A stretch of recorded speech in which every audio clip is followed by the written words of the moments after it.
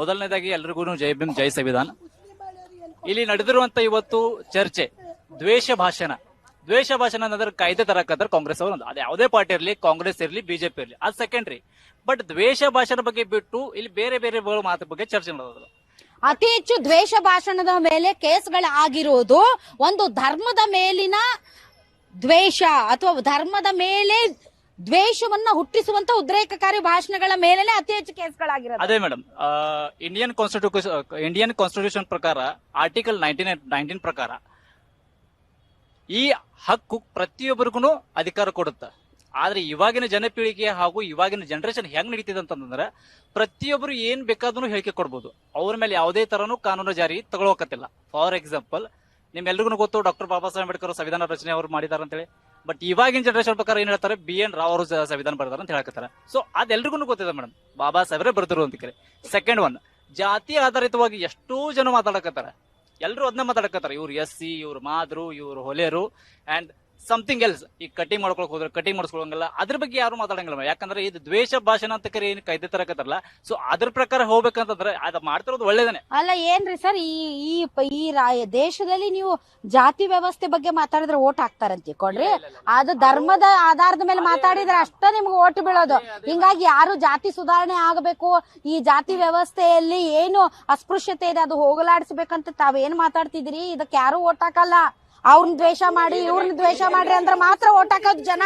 ಇವಾಗಿಂದ politician ಪ್ರಕಾರ ಮಾತಾಡಿದ್ರೆ BJP ಮಧ್ಯ ಮಾತಾಡಂಗಿಲ್ಲ. ಬಿಜೆಪಿ ಮಾತಾಡಿದ್ರೆ ಇವ್ರ ಬೆಳೆ ಕುದಿಸ್ಕೋತಾರೆ, ಕಾಂಗ್ರೆಸ್ ಅವ್ರು ಮಾತಾಡಿದ್ರೆ ಇವ್ರ ಬೆಳೆ ಕುದಿಸ್ಕೋತಾರೆ. ಇಲ್ಲಿ ಮಾತುಕತೆ ಏನ್ ನಡೀತದೆ ಮೇಡಮ್ ಅಂತಂದ್ರೆ ದ್ವೇಷ ಭಾಷಣ ಬಗ್ಗೆ ಕಾಯ್ದೆ ತರೋ ಪ್ರಕಾರ ನನ್ನ ಪ್ರಕಾರ ಹೋದಂತದ್ದು ಕರೆಕ್ಟ್ ಆಗಿದೆ.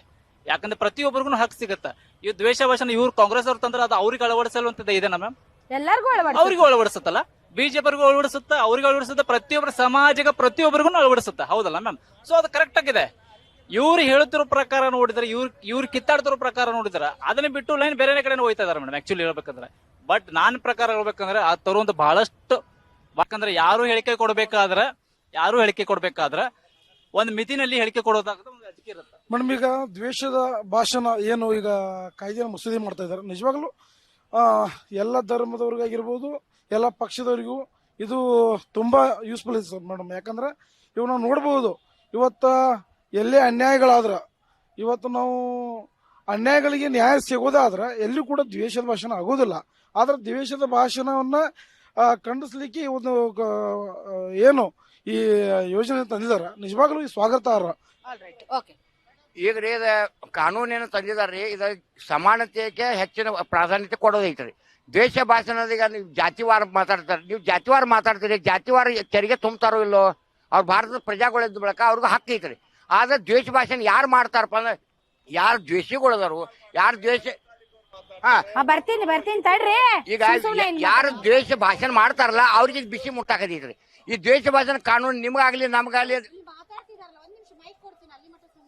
ದ್ವೇಷ ಭಾಷಣ ಕಾನೂನು ಐತಲ್ರಿ, ನಿಮ್ಮಂತವ್ರಿಗೆ ನಮ್ಮ ಹತ್ರ ನ್ಯಾಯಯುತವಾಗಿ ಸಂವಿಧಾನ ಬದ್ಧವಾಗಿ ಉದಾಹರಣೆಗೆ ಮಾಧ್ಯಮದ ಮೇಲೂ ಕೂಡ ನಾವೇನಾದ್ರೂ ಉದ್ರೇಕಕಾರಿ ಮಾತುಗಳನ್ನ ಆಡಿದ್ರೆ, ನಾವೇನಾದ್ರೂ ದ್ವೇಷ ಹುಟ್ಟಿಸಿದ್ರೆ ನಮ್ಮ ಮೇಲೂ ಕ್ರಮ ತೆಗೆದುಕೊಳ್ಳಬಹುದು. ಆದರೆ ಯಾವುದು ದ್ವೇಷ ಅಲ್ಲ ಅನ್ನೋದು ಕಾನೂನಿನಲ್ಲಿ ಸ್ಪಷ್ಟವಾಗಿ ಇರಬೇಕು. ಒಂದು. ಎರಡು, ನಾಳೆ ಪೊಲೀಸರು ತಮ್ಮ ವಿವೇಚನೆಗೆ ಇದು ದ್ವೇಷ ಭಾಷಣ ಅಂತ ಸಿಕ್ಕವ್ರ ಮೇಲೇನು ಕಾನೂನನ್ನ ಹೇರಬಹುದು, ಕೇಸ್ಗಳನ್ನ ಹಾಕಬಹುದು. ಆದರೆ ಈ ದ್ವೇಷ ಭಾಷಣದಿಂದ ನೀವು ಭಯಪಡಬೇಕಾಗಿಲ್ಲ. ನಾವ್ಯಾಕೆ ದ್ವೇಷ ಮಾಡೋಣ, ಎಲ್ಲರನ್ನು ಪ್ರೀತಿಸುವವ್ರು ನೀವು. ಆದ್ರೆ ದ್ವೇಷ ಹುಟ್ಟಿಸೋರ್ಗ್ ಮಾತ್ರ ಭಯ ಶುರುವಾಗೈತ್ರಿ ಸರ್. ಅವ್ರು ಮಾತ್ರ ಅದನ್ನ ಇದು ಮಾಡ್ತಿದಾರೆ. ಬದುಕಾಕಿದೇವ್ರಿ ಈಗ ಎಲ್ಲಾರು ಅದಾವ್ರಿ. ಇಲ್ಲಿ ನೋಡ್ರಿ, ಇಲ್ಲಿ ಮುಸ್ಲಿಂ ಇದಾರು, ಜೈನ್ ಇದೇನ್ರಿ, SC/ST ಇದಾರು, ಬ್ರಾಹ್ಮಣರು ಎಲ್ಲರೂ ಇದಾರೆ. ಈಗ ನೀವು ಇದೀರಿ, ಗೌಡ್ರು ಅದಾರು, ಎಲ್ಲರೂ ನಾವು ಆರಾಮದಿಂದಿದ್ದೇವ್ರಿ. ನಮ್ಗೇನು ದ್ವೇಷ ಮಾತಾಡೋ ಅವಶ್ಯಕತೆ ಇಲ್ಲ. ದ್ವೇಷ ಭಾಷಣ ಯಾರು ಮಾಡ್ತಾರಪ್ಪ, ಯಾರಿಗೆ ಓಟ್ ಬೇಕು, ಯಾರಿಗೆ ಡೈವರ್ಸ್ ಮಾಡೋದು ಇರ್ತೈತ್ರಿ.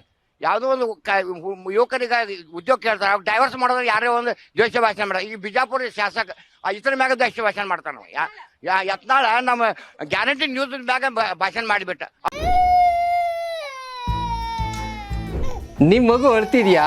ಹಾಗಾದ್ರೆ ನಿಮ್ಮ ಮಗುವಿಗೆ ಜೀನಿ ಸರಿ ಇಟ್ಕೊಡಿ. ಯಾಕಂದ್ರೆ ಜೀನಿ ಸರಿ ಇಟ್ಟು ನಿಮ್ಮ ಮಗುವಿಗೆ 100% ಸರಿಯಾದ ಆಹಾರ.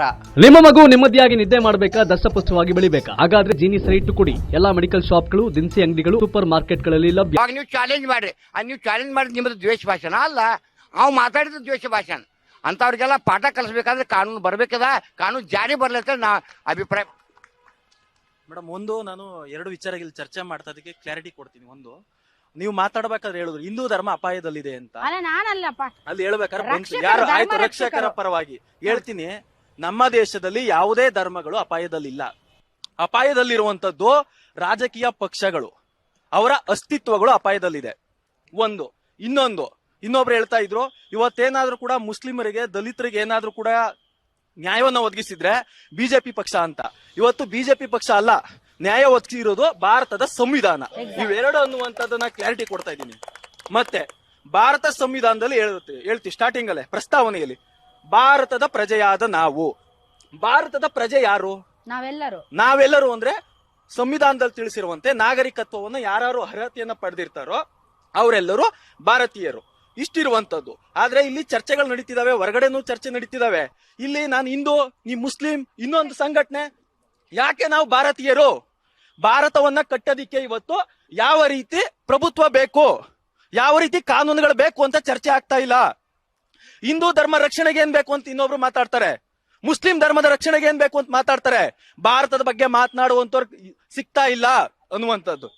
ಇವತ್ತು ಕಾಂಗ್ರೆಸ್ ಸರ್ಕಾರ ದ್ವೇಷ ಭಾಷಣ ಏನು ಇದನ್ನ ತಡಿಬೇಕು ಅನ್ನುವಂಥದ್ದನ್ನ ಜಾರಿಗೆ ತರೋದಕ್ಕೆ ಹೊರಟಿದೆ ಒಂದು ವಿರೋಧಿನ. ಏನಕ್ಕೆ ಅಂತಂದ್ರೆ, ಇವತ್ತು ನಾವು ವಿದ್ಯಾರ್ಥಿಗಳ ಮಧ್ಯೆ ಇರ್ತೀವಿ. ಎಷ್ಟು ಇವತ್ತು ವಿದ್ಯಾರ್ಥಿಗಳ ಮಧ್ಯೆ ದ್ವೇಷ ಅನ್ನುವಂಥದ್ದು ಬಂದಿದೆ ಅಂತಂದ್ರೆ, ಮೊನ್ನೆ ಶ್ರೀರಂಗಪಟ್ಟಣದಲ್ಲಿ ಒಂದು ಉದಾಹರಣೆ. ಅಲ್ಲಿ ಸ್ಕೂಲ್ ಮಗು ಮಸೀದಿ ಹೊಡಿತೀವಿ, ಮಂದಿರ ಕಟ್ತೀವಿ ಅಂತ ಹೇಳ್ತಾರೆ. ಇನ್ನೊಂದ್ ಕಡೆ ಹೋಗಿ ಅವರು ಅಲ್ಲಿ ನಾವು ಮಸೀದಿ ಹೊಡಿತೀವಿ, ಇನ್ನೊಂದೇನೋ ಕಟ್ತೀವಿ ಅಂತಾರೆ. ಅಂದ್ರೆ ಇವತ್ತು ವಿದ್ಯಾರ್ಥಿ ಬಲಿಷ್ಠ ಭಾರತ, ಸದೃಢ ಭಾರತ, ಸಮಾನತೆ ಭಾರತ, ಅಂಬೇಡ್ಕರ್ ಸ್ವಾತಂತ್ರ್ಯ ಹೋರಾಟದ ನೈಜ ಹೋರಾಟಗಾರರ ಆಶಯವನ್ನ ಎದೆಲಿ ಇಕ್ಕಬೇಕಾದಂತ ಯುವಕರು ಇವತ್ತು ದ್ವೇಷವನ್ನ ಹಚ್ಕೊ ಕೂತಿದ್ದಾರೆ. ಯಾರ್ ಜವಾಬ್ದಾರಿ? ಇವತ್ತು ಈ ರೀತಿ ಇವತ್ತು ವಿದ್ಯಾರ್ಥಿಗಳ ಮಧ್ಯೆ ತರ್ತಿದ್ದಾರೆ. ಆದ್ರೆ ಒಂದ್ ಅರ್ಥ ಮಾಡ್ಕೋಬೇಕು ಮೇಡಮ್, ಇವೆಲ್ಲ ಮಾಡ್ತಾ ಇರುವಂತದ್ದು ಇದೆ. ಇಷ್ಟೆಲ್ಲ ಮಾಡ್ತಾ ಇರೋದು ಯಾರೋ ಗೊತ್ತಾ? ಕೆಲವು ರಾಜಕೀಯ ನಾಯಕರುಗಳು ಮತ್ತು ರಾಜಕೀಯ ಪುಡಾರಿಗಳು. ಇವತ್ತು ಅವ್ರ ಮೇಲೆ ಮೊದಲು ಆಕ್ಷನ್ ತಗೋಬೇಕಾಗ್ತದೆ. ಏನಕ್ಕೆ ಅಂತಂದ್ರೆ, ಇವತ್ತು ಯಾರೋ ಏನೋ ಕಾರ್ಮಿಕನೋ ರೈತನೋ ಏನೋ ಒಂದು ಹೋರಾಟ ಮಾಡ್ಬೇಕಾದ್ರೆ, ಏನೋ ಒಂದು ಮಾತನಾಡ್ಬೇಕಾದ್ರೆ ಅವ್ರ ಮೇಲೆ ಇದು ಅಸ್ತ್ರವನ್ನ ಬಳಸಬಾರ್ದು. ಮೊದಲು ಅಸ್ತ್ರ ಬಳಸಿದ್ರೆ ರಾಜಕೀಯ ವ್ಯಕ್ತಿಗಳ ಮೇಲೆನೆ ಇವತ್ತು ಅಸ್ತ್ರ ಬಳಸಬೇಕು, ತರಬೇಕು. ಆದ್ರೆ ಸುಧಾರಣೆಗಳಾಗ್ಬೇಕು. ಏನ್ ಸುಧಾರಣೆ ಆಗ್ಬೇಕು? ಈಗ ನಾನೊಬ್ಬ ಹಿಂದೂ, ನಾವು ವಿಶ್ವಮಾನವರು ಹಿಂದೂ ಅಂತ ಹೇಳ್ತೀವಿ. ಆದ್ರೆ ಹೇಳ್ಬೇಕಾದ್ರೆ ನಾನು ಇವಾಗ ಹಾವು ಹಾಲು ಕುಡಿಯೋದಿಲ್ಲ. ನಾನು ಹೇಳ್ತೀನಿ ಮೂಢನಂಬಿಕೆಯನ್ನ ವಿರೋಧ ಮಾಡಬೇಕು. ಇವತ್ತು ಸೈಂಟಿಫಿಕ್ ಅನ್ನುವಂಥದ್ದು ಸೈನ್ಸ್ ಅನ್ನ ನಂಬೇಕು ಅಂತೀನಿ. ಹಾಗಾದ್ರೆ ಸೈನ್ಸ್ ಅನ್ನ ನಾನು ಇವತ್ತು ಹೇಳ್ತಾ ಇದ್ದೀನಿ ಅಂತಂದ್ರೆ, ಸೈನ್ಸ್ ಇವತ್ತು ಧರ್ಮವನ್ನ, ಕೆಲವೊಬ್ರು ಧಾರ್ಮಿಕ ನಂಬಿಕೆಗಳನ್ನ ವಿರೋಧ ಮಾಡುತ್ತೆ. ಹಾಗಾದ್ರೆ ನಾನು ಧರ್ಮ ವಿರೋಧಿನ? ಈ ರೀತಿ ಕೆಲವೊಂದು ತಾರ್ಕಿಕ ಅಂತ ಇರುವಂತವನ್ನ ಸರ್ಕಾರ ಕ್ಲಾರಿಟಿಯನ್ನ ಕೊಡಬೇಕು. ಮತ್ತೆ ದ್ವೇಷ ಭಾಷಣ ಇದು ಏನು ಕಾಯ್ದೆ ತರ್ತಿದ್ದಾರೆ ತರಬೇಕು. ಆದ್ರೆ ಇದರಲ್ಲಿ ಇನ್ನೊಂದಷ್ಟು ಸುಧಾರಣೆಗಳಾಗಬೇಕು. ತುಂಬಾ ವೆಲ್ ಸೆಡ್.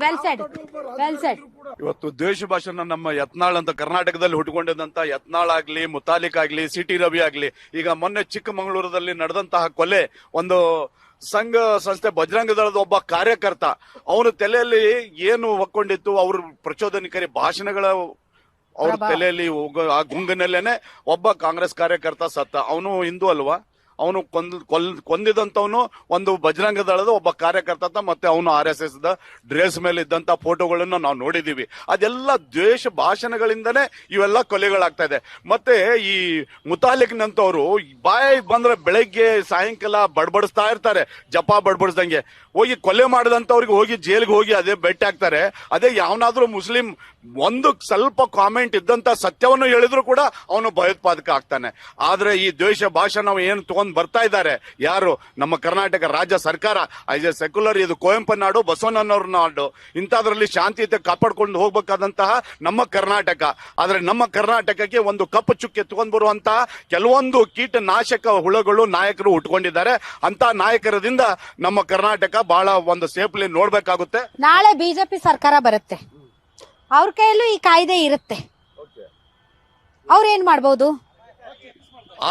ಅದು ನಾಳೆ ಬಿಜೆಪಿ ಸರ್ಕಾರವನ್ನು ನಿಮ್ದು ಬಂದರೂ ಕೂಡ ಅವಾಗ ಏನ್ ಮಾಡ್ತಾರೆ, ಇವತ್ತು ನೋಡಿ ಯಾವ ಸರ್ಕಾರ ಇರ್ತದೆ ಆ ಸರ್ಕಾರದಲ್ಲಿ ಕೆಲವೊಂದು ಅಧಿಕಾರಿಗಳು ಮಾತು ಕೇಳುವಂತವ್ರು ಇರ್ತಾರೆ. ಇವತ್ತು ಬೇಕಾದವನಿದ್ರೆ ಅವನು ಎಂತ ಭಾಷಣ ಬೇಕಿದ್ರು ಕೊಲೆಗಡಕ ಇದ್ರು ಕೂಡ ಬದುಕಿಸ್ಕೊಳ್ತಾರೆ. ಅವ್ನು ಬೇಡ ಅನ್ನೋದಿದ್ರೆ ಕೂಡ ಅವನು ಸತ್ಯವನ್ನ ದನಿ ಎತ್ತಿದವನಿದ್ರು ಕೂಡ ಅವನಿಗೆ ಒಳಗಡೆ ಹೋಗ್ದಾರಂಗೆ ಆಚೆನೆ ಕಾಪಾಡ್ಕೊಳ್ತಾರೆ. ಆ ರೀತಿ ನಡೀತಾ ಇರ್ತಾರೆ ಸರ್ಕಾರ ಸಾಧ್ಯತೆ ಇದೆ. ಮಿಸ್ಯೂಸ್ ಆಗ್ಬಾರ್ದು. ಆದ್ರೆ ನಮ್ದು ಒಂದೇ, ಈ ದ್ವೇಷ ಭಾಷೆದನ್ನ ಮಾಡ್ತಾ ಇರೋದ್ರಿಂದ ನಮ್ಮ ಕರ್ನಾಟಕ ಕಾಪಾಡ್ಕೊಳ್ಬೇಕು. ಮತ್ತು ಯುವಕರಿಗೆ ಉದ್ಯೋಗದ ಪರವಾಗಿ ಮತ್ತು ಯುವಕರ ಮತ್ತು ರೈತರ ಕಾರ್ಮಿಕರ ಏನ್ ಬೇಕಾಗಿರ್ತದೆ ಅಂತದ್ರ ಬಗ್ಗೆ ಇವ್ರು ಮಾತನಾಡಲ್ಲ. ಇವತ್ತು ನಮ್ಮ ಸಾಹೇಬರಿಗೆ ಬೇದ್ರೆ ಇವರು ಬಿಜೆಪಿಯಲ್ಲಿ ನಾಯಕರಾಗ್ತಾರೆ. ಅದೇ ಒಂದು ಕಲ್ಕೊಂಡ್ ಬಿಟ್ಟಿದ್ದಾರೆ ಬಿಜೆಪಿ ಅವರು. ಅದನ್ನ ಬಿಟ್ಟು ಮತ್ತೆ ಬೇರೆ ಏನೂ ಇಲ್ಲ.